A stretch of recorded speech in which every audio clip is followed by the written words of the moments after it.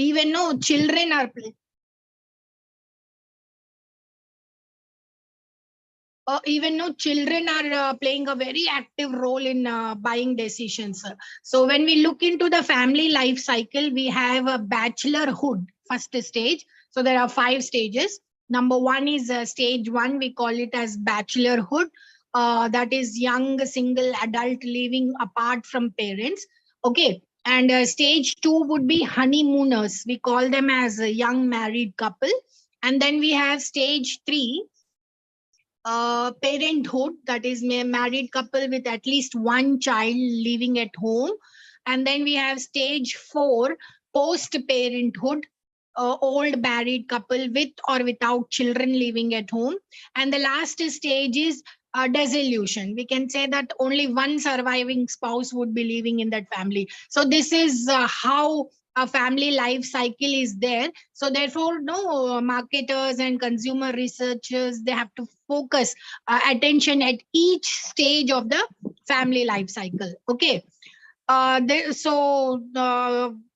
no, different number of types of products would be purchased by them, the amount they spend on the products, the decision roles played by them at every stage of family life cycle differs. So therefore marketers know they have to concentrate on what products and what preferences and what brand they are preferring at every stage of the family life cycle. So this is one social aspect influencing consumer behavior. And then comes reference groups. Okay, so usually, when I want to buy something, I definitely, if it has to be spent on huge number of a large amount of money, then definitely I would ask my friends, my family members and all. So they become a reference group for me to decide what to buy. Okay, so every individual, some way or somehow they're associated with different groups in the society, because they work with groups, they regularly interact, okay, and they share feelings with them.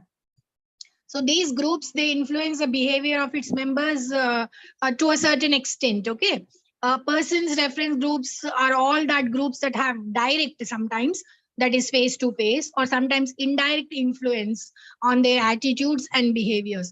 And so these reference groups can be family, friends, classmates, neighbors, co-workers, clubmates, religious groups, trade unions. Okay, likewise. So these are all reference groups. They expose an individual to new behaviors, new lifestyles. Okay, and they create some kind of a pressure for no conformity, that they may affect the product and brand choice. Okay, so this is a reference group. And the third very important one is roles and status.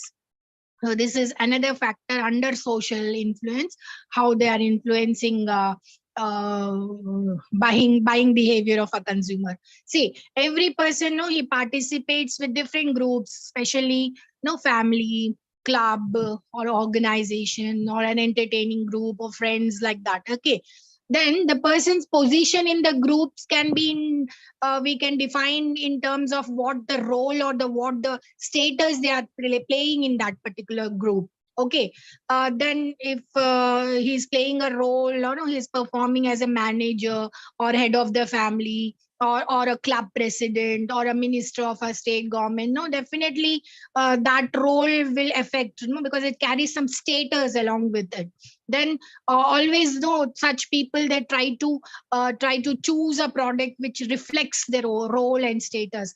Okay, for example, a company CEO, he may travel by a car, but he may not prefer to go by bike, isn't it? So that is his role, and his status is making him to opt for a car but not bike. Okay, marketers, so they should be very much aware of this status symbol products and brands. Okay, so these are all the social influences which are influencing the behavior of consumers. Then when we move to the cultural influences, see, so we should first know what culture is. Culture, we can say in terms of Hindu culture, Muslim culture, and Sikh. Then what does exactly it is? It is a kind of a set of socially acquired values that society accepts as a whole, and then it transferred. No, it transfers. We can say, or it may transmit to its members.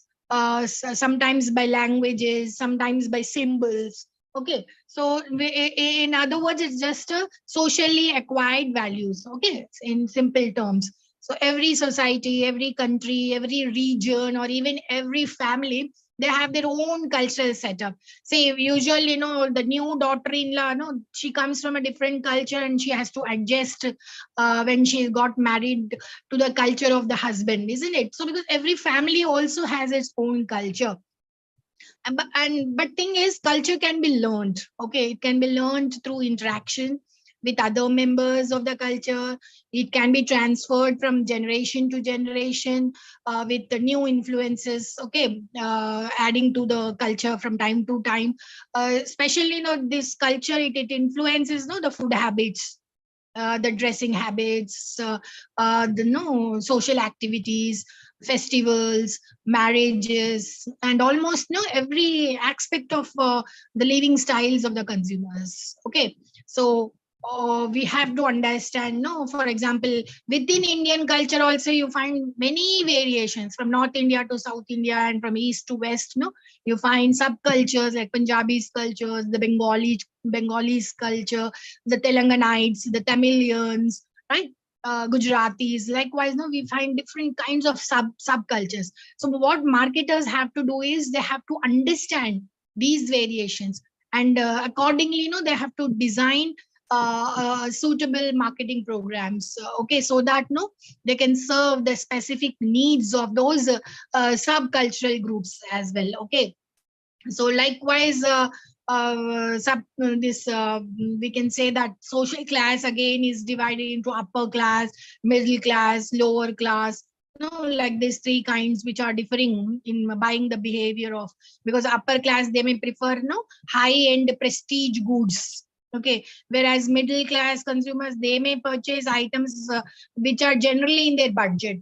Okay, and lower class, if though I mean they just prefer low priced, and especially the essentials. So this is how culture is influencing consumer behavior.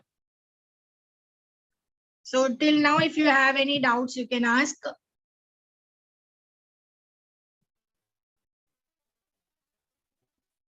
Yeah.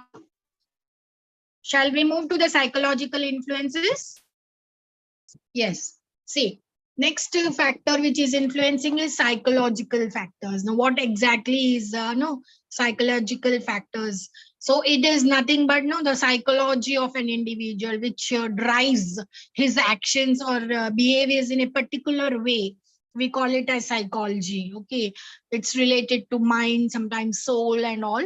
Okay, it is. No the important psychological factors, no, they are like motivation or perception, learning, attitudes, and beliefs. So these no, as a marketer you should know that these are the psychological influences, especially motivation. Now see, psychologists they always says that human behavior is always guided by motives. No, this is very much to everywhere we find, in every family. If we find, if we want to make our brother or sister to work for us, we either we'll give them chocolate to work, or sometimes if they don't listen we'll just beat them and all. So this is a kind of motives or motivators, that is a carrot and stick approach. That is carrot, that is chocolate and all, that is a positive motivator, whereas no, beating and all is a negative motivator. But we try to guide the human behavior of that particular brother or sister to make the work done. Okay, so such is the motivators or motive for which we make the things happen. Okay, so a motive, what it is, it's a drive which is urging an individual to seek satisfaction. So And remember that these motives may differ from person to person. For instance, a person may buy a toothpaste for cleaning teeth, or some they purchase toothpaste to protect gums or prevention of tooth decay, or for mouthwash, or, or preferred color, or sparkling teeth, or sensation of the teeth should be stopped. No, because of many various reasons they may buy the toothpaste. So what I mean to say is, person's motives, no, it differ from person to person. Okay. Likewise, a person may take water to quench thirst, whereas some they may take Bisleri mineral water, or some may choose soda water, or some may choose maza fruit, some may go for a sugarcane juice, right? This is what. So motivation, it is playing no a goal oriented behavior, we can say, to satisfy the needs and wants of consumer. So a motive is a need which we have to sufficiently press a person to drive towards some action. Okay. So marketers, they have to decide what motives them, and then they have to design marketing strategies. Then when we look into the perception, see, this is usually, a good example. Some say that it is half filled glass. Some they say it's a half empty glass when we show them on a glass filled with water to a certain level, isn't it? So that is what I mean to say is perception. No, the way they look, the way the individual select, the way the individual organizes, the way the individual interprets the information. Okay, so that he can create a meaningful picture, then that is called as perception. And these consumers, they perceive different kinds of information, especially, through their senses. These senses are like touch, smell, vision, taste, isn't it? So through that senses they try to perceive things. Okay. And remember that no two individuals perceive the same thing to the same stimuli or inputs we give. Okay. Often, no, the perceptual process, it depends upon one's needs, one's thoughts, one's values, one's expectations, right? So in this perception, we should remember there are the three processes running in the consumer, in the way stimuli is given and the way consumer responses are. One is selective attention. Second one is selective distortion, and the third one is selective retention. Okay, people will be selective in their choice of receiving various kinds of information for different products and services based on their interest. Okay. A person may be exposed to different ads, but he pays attention to those ads only which gives him more information of his choice, to purchase, for example, footwear or car or even a washing powder. Nowadays we see Airtel, no, it is concentrating more on how to mend the behavior of the young people. A mother would be cleaning all the way and not teaching the male, no, son, but scolds the daughter not to resign the job because son-in-law is not working, and she insists that son-in-law should also work for her, and then both can work together, but she's not teaching the son. So this is how then she teaches her son also to clean the clothes and all. So that's an Airtel example here. Okay. Next is we have selective distortion in the perceptual process, which is the tendency to interpret information in a way that fits our preconceptions. We have our own preconceptions, isn't it? So how it fits to that is selective distortion. So often consumer will distort this information to be consistent with prior brand or product beliefs and expectations. Okay. Then they retain that selective information that supports their attitudes and beliefs. A person may not remember all the points, okay, about any brand or competing brand, but he may retain those points of the brands which he feels that he is loyal to it. Okay. That is regarding perception. So motivation and perception. we have completed. That is psychological factors, and other two are learning and attitude. Now we'll say learning. See, from marketing perspective, learning is nothing but it is a process by which individuals they acquire the purchase and consumption knowledge, and they experience what to apply to their future related behavior. So it happens, no, learning happens through acquiring knowledge, observation or experience. And no, during this process consumer, no, they may change their purchase behavior whenever they learn that new things about the products and services they purchase, and they use. Okay, learning theorists, they believe that learning occurs through interplay of motivation, stimuli, cues, response, and reinforcement. Okay, now those cues, no, they are relatively very weak stimuli, not strong enough to arouse consumers, but have potential to provide direction towards no motivated activity, right? So if a consumer is rewarded no by purchase of a product, he learns to associate that purchase with either the pleasant feeling or unpleasant feeling, and therefore no, it is likely to repeat the learned behavior and become a loyal consumer when he has a pleasant feeling about that product. Okay, so for example, if a person visits a hotel for the first time and he experiences a very pleasant feelings about food, about ambience or the services or the prices, no, and the hospitality they have shown, all right, then it will reinforce customer choice to visit the same hotel again and again, because he had a pleasant feelings for that, isn't it? So that is a learning cue. Next is attitude. Now, if a consumer is buying, suppose, a old Spice shaving cream, you might have seen that, right? Consistently, and he recommends his friends also to purchase the same brand, then researchers infer that the consumer has positive attitude towards the brand. Okay. So attitude, it is playing a key role in purchase decisions.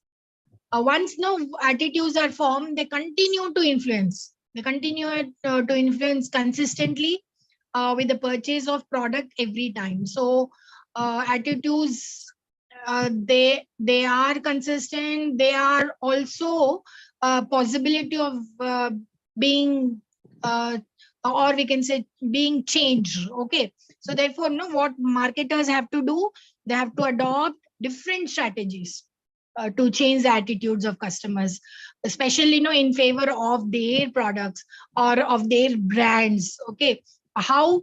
Through marketing communication. Okay,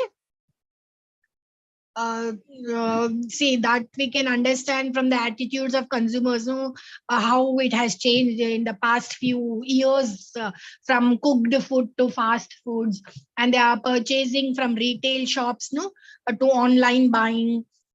People are going to restaurants, and they have stopped to a larger extent, and they are ordering food from hotels through various online platforms like Swiggy, Zomato, etc. So this is how attitude, no, it matters. So these are all the psychological influences which is influencing the behavior of consumers.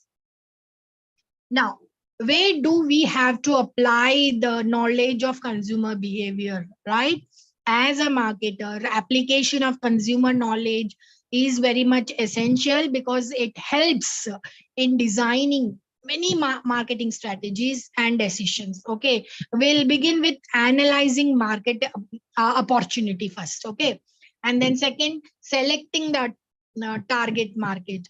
Third is deciding the marketing mix related with product, related with pricing, related to promotion, related to place. Okay, then next one is non-profit and social marketing. So these are the ways in which we can apply the knowledge of consumer behaviors. Let us begin with analyzing market opportunity. See, market opportunity analysis has to be done because it involves examining the trends, examining the conditions in the marketplace, to identify consumer needs and wants that are not being fully satisfied. Okay. Now this analysis, it is a study of a general market trends, such as consumer income levels, their lifestyles, their expectations, and their needs. Okay.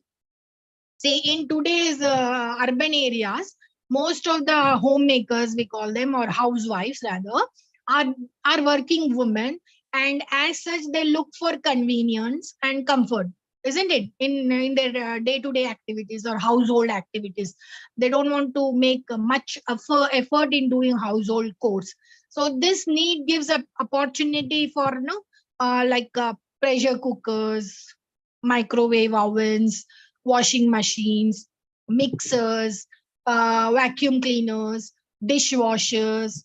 Yeah, likewise. Okay, so this need have to be understood by the market, and it is possible through market opportunity analysis. Next is second point is selecting target market. After studying of market opportunities, which results in identifying distinct groups of customers who have their unique needs and wants, then knowing about these groups, who they are, how they behave, how they take buying decisions, then it helps marketers in designing their market offers. Okay, so that they can suit to the needs of the customers, special needs, we can say, or specific needs of these consumers. Now, for example, a footwear company, they have done a research on buying behavior of the consumers, especially about sports shoes.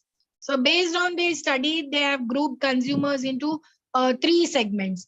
One is professional top class sports persons who wants features of latest technology, and they want shoes specifically designed to their chosen sport, whether cricket or volleyball or basketball. Okay, so these are professional top class sports person, first category. Second category is they belong to who play sports regularly and do exercises to keep fit. That those are the second category of consumers recognized by this footwear company. And the third group is people who are not regular sports persons but want to use for their comfort in walking or jogging or going to shop or going to school. Okay. Then we have fourth group. They are fashion loving people. They want their sports shoes with latest fashion design, colors, and features. See, we have Skechers nowadays having a memory foam, which is the latest fashion loving people. They try to take this footwear. So this is how that company has done a survey on consumer, and accordingly they have made their marketing strategies, and they have their own target markets, and they have considered the size of such segments, then competition prevailing, availability of resources, and other factors. Based on that, a marketing strategy is designed. Okay, and the third one is deciding marketing mix. Now this have to be learned.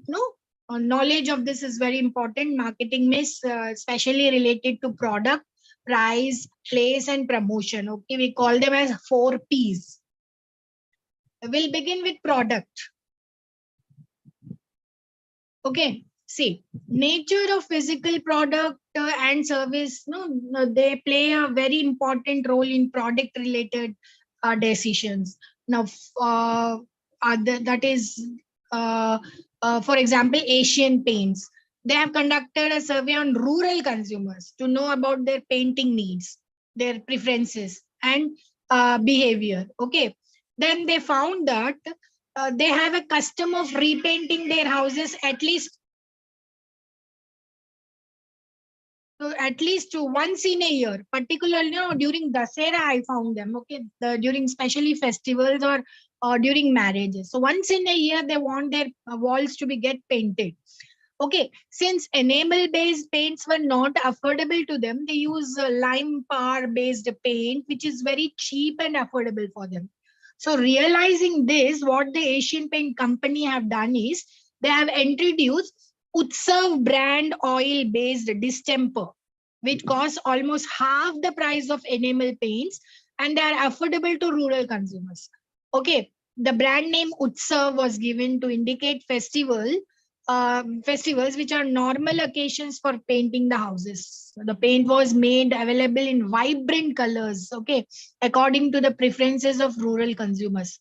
So that is how the product has been changed. Even they have introduced 1 kg packs also, small in quantity. Okay, because rural houses, they are very small and they doesn't need big packs.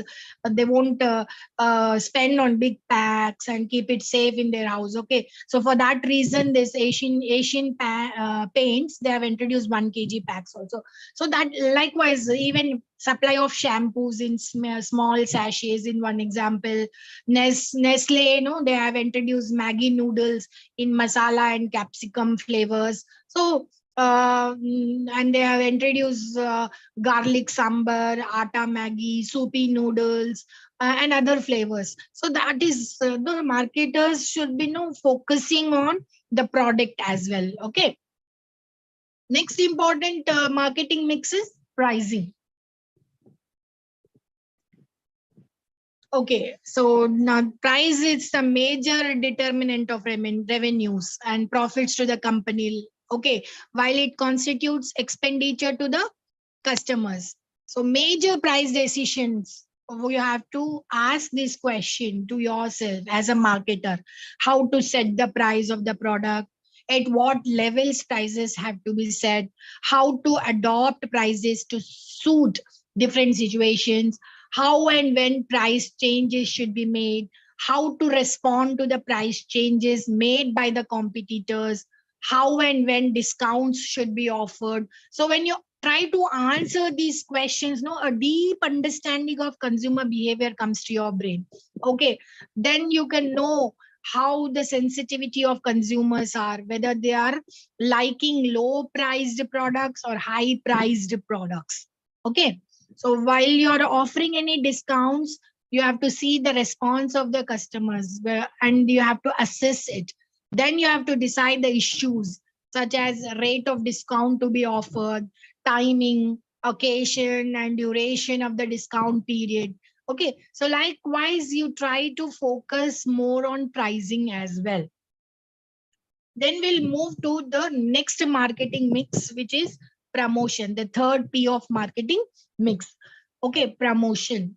When you're designing a promotion program as a marketer, your concern should be in developing effective marketing communications.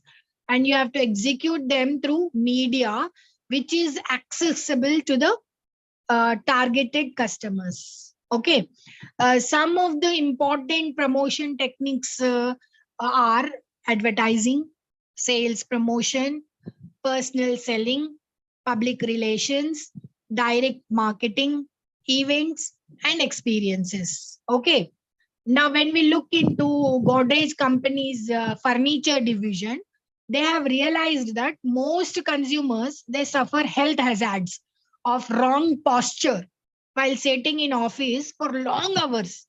Okay, so wrong posture for long hours, and no, they have seen the design of the chairs also in which they are sitting, and they have done a survey. And then after that, they have realized that they have to design health supporting chairs. So therefore, they have come with a branded premium health supporting seating system. They launched an ad campaign to sensitize the consumers about the need for using no designed chairs, so that their posture also would be safeguarded and they won't have any health hazards due to wrong postures. Okay, so this brand logo used Red Cross symbol to associate with healthcare. Print media was used as the main vehicle, as a factual information on seating can effectively persuade the consumers. So that is how they used promotion techniques. Next is place. See, the decisions which are influenced by behavior of consumers related to place are what type of retail outlets should be used to sell the products. This is the first question you have to answer. Then second one is where the stores should be located. Third is what kind of transport and storage methods to be used. Fourth one is what kinds of delivery methods are to be used to meet the expectation of consumers. Then how to ensure that dealers and retailers manage the customers to enhance brand loyalty and company image. Okay, see, traditional retail commerce, they are losing their business now because we have mushroom growth of internet facilities all over. We are shifting from 4G to 5G. So specialty stores and shopping malls, growing e-commerce, no, they are helping for online shopping to many local and national and international websites. Okay, so marketers have to think about this as well. Many factors like higher disposable incomes of the consumers, fast changing lifestyles, availability of credit facilities for retail purchases, growing number of working women and double income families are there. Added facilities and conveniences they are provided by shopping malls, and consumers they are shifting towards modern retail formats and online retailing like no Amazon.com, Flipkart, Walmart, Big Bazaar. So these are the major chunk of retail businesses, due to which deeper understanding of expectations of consumers and behavior of consumers must be felt. Okay, next is no after marketing mix. We have to look as a marketer on a non-profit and social marketing aspect. Okay,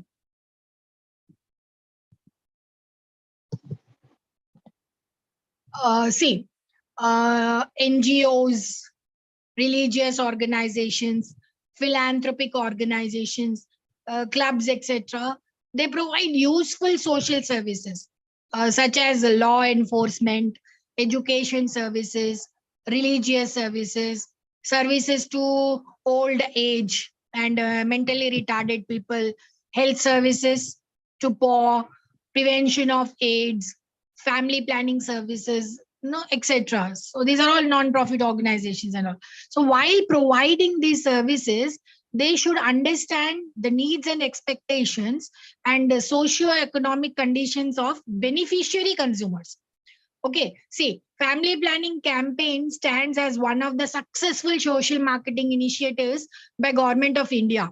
So India being the second most populous country in the world, what it has done in 1952 is they have launched a family planning program to lower fertility rate and reduce population growth. Then the program, no, especially it intended to restrict family size to 2 children by adopting these measures, family planning measures like use of contraceptives, vasectomy, or tubectomy operations. So the concept was against the religious beliefs of people, and yet it was a challenge to change the attitudes of people through persuasive communications and other promotion techniques. They used mass media, TV, radio, cinema, and all. Especially to appeal rural people, they used folk media also, like puppet shows, melas, burra kathas, folk dances, animal shows, etc. No, even Amitabh Bachchan was used in one of the ad to curtail the growing population of India. The family planning counseling was undertaken through trained staff.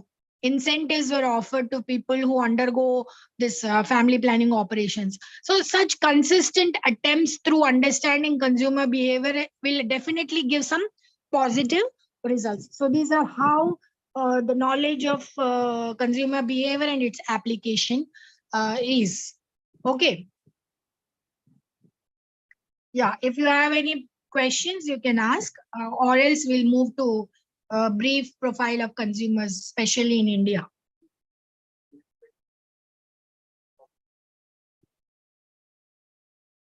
During 1952, they tried to reduce population. Okay. Yeah. Next topic of our interest is how the consumers are in India. Let us know the brief profile of uh, people in India. Okay. See, India is geographically a very vast country. People are scattered over very vast area.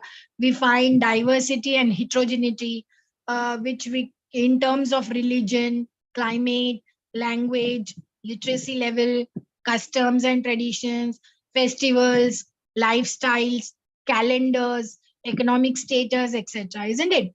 For designing any marketing strategy, basic understanding of profile of consumers is essential.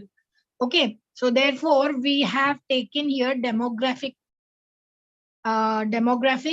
then geographic, economic, behavioral, lifestyles, and some other variables to understand an Indian consumer. Okay, we'll begin with demographics. See, uh, India is experiencing a very rapid demographic changes with wide applications, not for the country but across other regions of the world. When we look into the census of 2001 and 2011, see, we see the size in crores from 102 to 210. It has rose, and density of population is 325 to 382. It has increased from 2001 to 2011. Gender ratio, number of female per 1,000 males, it was 933 in 2001, and in 2011 we have 382 female per 1,000 males.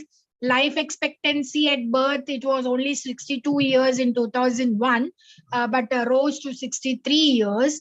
So age distribution also, 60 plus years, no, it was just 7.5, but it has grown to 8%. So this shows that density of population is increasing rapidly among the states and union territories. Delhi is the highest density of population, followed by Chandigarh, Bihar, Kerala, West Bengal. Okay, gender ratio also is favorable in states like Kerala. No, it is in favor of females. Literacy rates also are increasing. Literates among male are more than literates among females. Okay, despite urbanization, the rural population, it continues to occupy major share in the total production. So rural market continues to be a major part of Indian marketing system. So remember that, yes, rural market continues to be a major part of Indian marketing system. Now that is the reason that rural entrepreneurship concept is growing in leaps and bounds today in 2023. When we look into the economic conditions of an Indian consumer, see, until recently we have seen a very fast growing economy in India, but it has slipped from that position due to various global and domestic economic conditions, and one among them is even the period of corona pandemic, right? And its fundamentals are strong, and the country is continuing to grow on a very good scale. Per capita income is household incomes, they are increasing. Most of the people in lower and middle income brackets, they are gradually moving towards higher income brackets. Disposable incomes and purchasing power is continuously increasing, but still there are some disparities in income distribution. We have people living below poverty line, they are still large in number. Though some, to some extent, we can slow down the people living under poverty line and reduce the percentage, but still it is continuing. So economic conditions, okay, to some extent are favorable. Then we move to socio-cultural profile. As we all know, India is a land of many religions, regions, languages, cultures, and subcultures. People have a practice or freedom to profess any language of their choice. Indian people are tradition bounded. Okay. uh, traditionally, caste specific occupations were followed in the society. Now, for example, Vaishya community, they are specially engaged in business. But today, all occupations, almost open to all castes. People from various castes, they are moving from manual to non-manual jobs like engineering, IT, medicine, etc. Okay. When we look into the family, which is the foundation of Indian society, it has its ties to its roots. Every Indian, they follow their family culture with great pomp and gaiety, right? But in recent times, joint families are breaking up. You have nuclear families. Earlier, women were confined to household chores, but today you see them moving shoulder to shoulder with the male counterparts. Okay. Women are relatively more empowered economically and socially, and they are competing with the male. Gender bias doesn't exist now, and women, they are not ill treated in the society, but in some areas we find these ill treating of women also, which should be curbed through women ministry. Okay. And then we have an established media. TV have big contribution to social change, very wide exposure to consumers because of their modern lifestyles. TV, not only TV, even OTT is deeply penetrated in rural India also now. Even rural consumers, they are trying to adopt urban lifestyles, and rather they have adopted urban lifestyles, mostly TV, cinema, other media, IT, mobile phones, social media.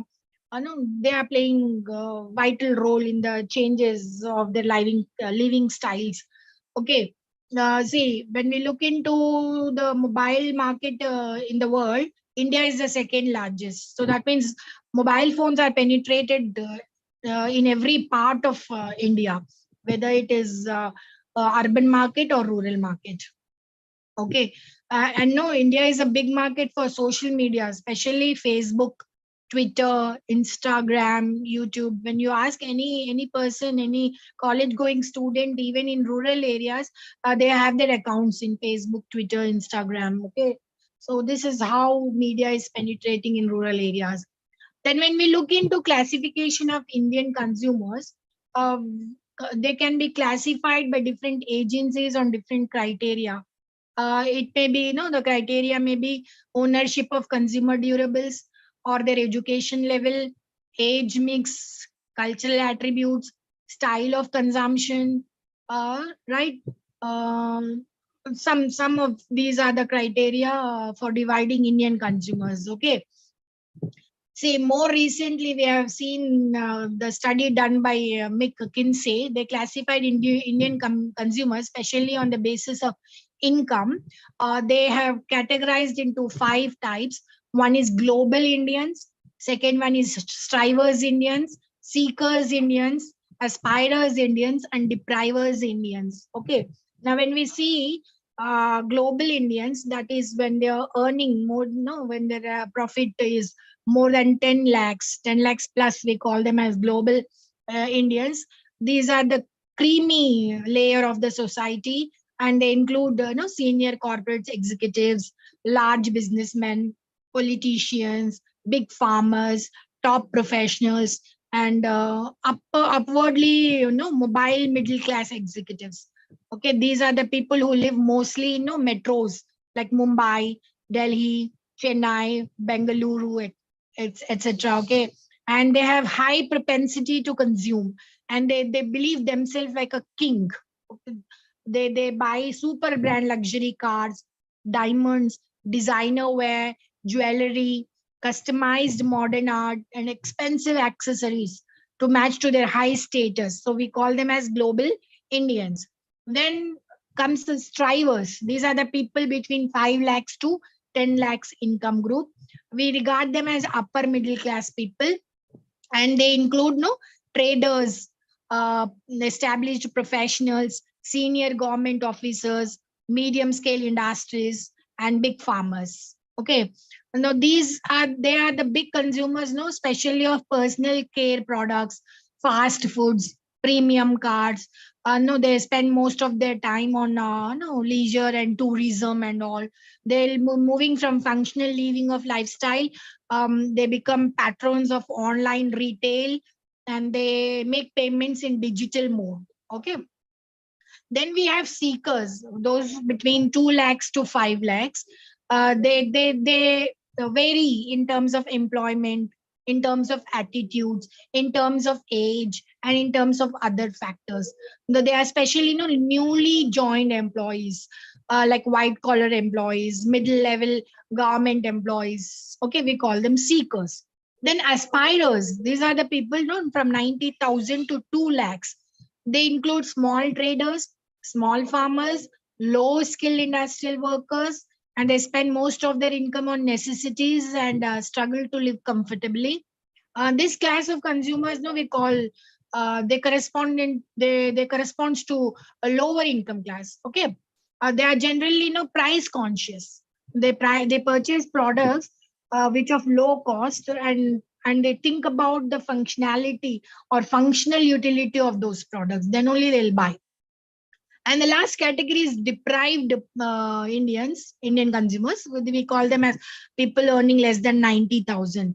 They are poor, economically deprived, and they belong to lower end.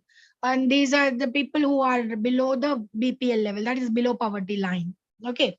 Then we have a rural consumer profile. Rural economy is driven by agriculture, and rural consumers are supposed to be literate, tradition bounded, and relatively they are very poor. Rural infrastructure is weak. Rural people have less access to technology and internet.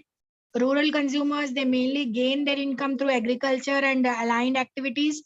Caste system is prevalent. Village heads, teacher, doctor, caste heads, they act as opinion leaders, and they influence them in buying decisions. But when we look into rural population nowadays, they are getting into other farm activities. Sorry, non-farm activities like trading, crafts, electrical works, teaching, garment servants, Anganwadi workers, services, and other activities. So then, when they are engaging in this, their incomes also are increasing, and eventually their purchasing power also is increasing. And they are adopting modern methods of farming. Government schemes are aiding poor and downtrodden people, women self-help groups, etc. They are contributing to the rising income of rural consumers. Even literacy rates are increasing. Then, what are the changing consumer trends? See, changing incomes and demographic profiles of Indian consumers, growing access to the internet, and increased use of smartphones, growing health and environmentally conscious, technological innovations, rising complexity of decision making for consumers. So these are the several drivers which are which shows impact on no changing trends of the consumers. And apart from that, what consumers are buying, where they are buying, what they are buying, how they are buying, how they pay, this all online shopping. No, it has emerged as a preferred option, we can say. Then consumers not only like to have better features for the products, but they also want some pleasing shopping experience. They want to have a healthy, natural, herbal products. They want convenience, no, in getting the products. The social networks, they are playing a vital role in searching, selecting, buying, using, and even providing feedback and evaluating buying decisions. So till here, if it is okay, we'll move to consumer behavior and lifestyle marketing. Okay. If you have any doubts, you can ask, or we'll wind up here. Thank you for patience hearing.